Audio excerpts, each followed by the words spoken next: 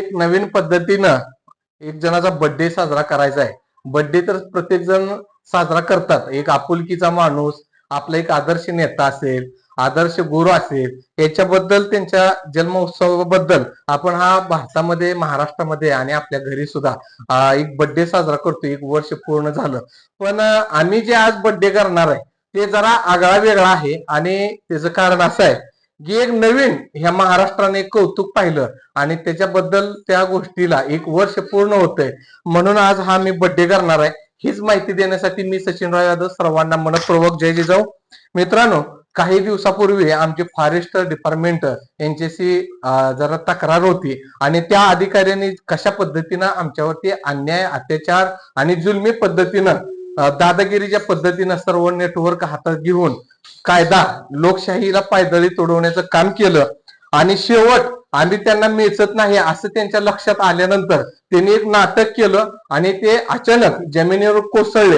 या गोष्टीला 31/7/2025 रोजी ही घटना पूर्ण झाली आणि आज 31/7/2026 आहे। एक वर्ष पूर्ण झालं आणि त्यांना हे नाटक करून ते पचनी पडलं आणि त्याच्या माध्यमातून विनाकारण त्यांनी सांगोला पोलीस स्टेशनला जाऊन एक FIR दाखल केली, शासकीय कामात अडथळा।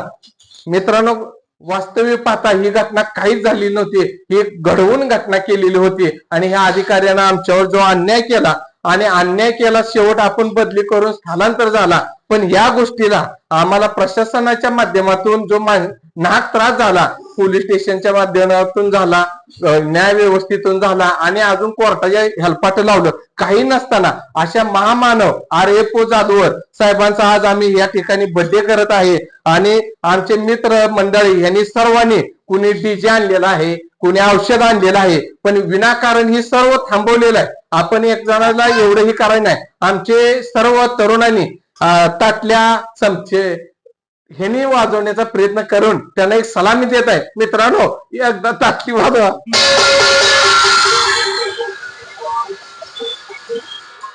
अशा पद्धतीनं आज आपण त्यांचा बर्थडे साजरा करणार आहे।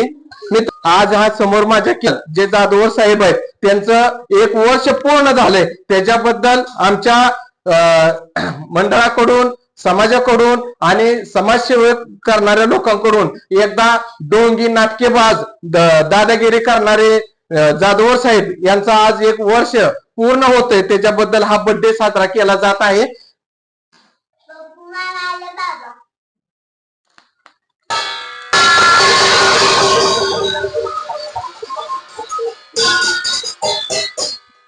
अशा पद्धतीनं आज आपण जाधवर साहेबांचा बर्थडे साजरा केलेला आहे।